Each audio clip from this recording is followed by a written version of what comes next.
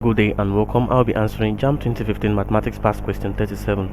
If 11001 base 2 minus x base 10 is equals to 10101 base 2, find x. Now from here, we'll say that x in base 10 is equals to 1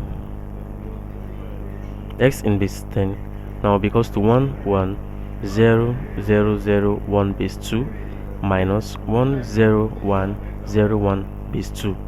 Now we need to know since x is in base 10, we need to know the values of this in base 10 and also the value of this in base 10.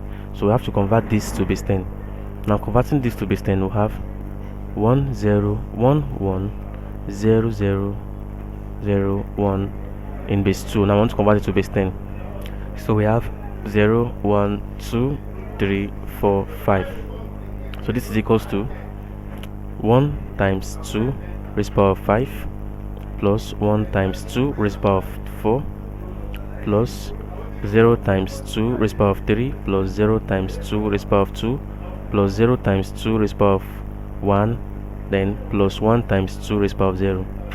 Now this is equal to, now 1 times 2 raised to the power of 5 now will give us 3 raised to the power of 5 will give us 30, 36, 32. 2 raised to the power of 5 will give us 32. So 1 times 32 will give us 32 plus 1 raised to the power of 2 raised to the power of 4 will give us 16. 1 times 16 will give us 16.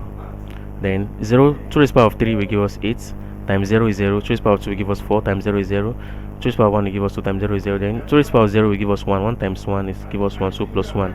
Now this is equals 32 plus 16 is 48 plus 1 will give us 49. So we have x raised to the power x base 10 is equals to 49. Now 49 is in base 10 minus, we also have to know the value of 10101 in base 10. So converting is 10101, we have 0, 1, 2, 3, 4.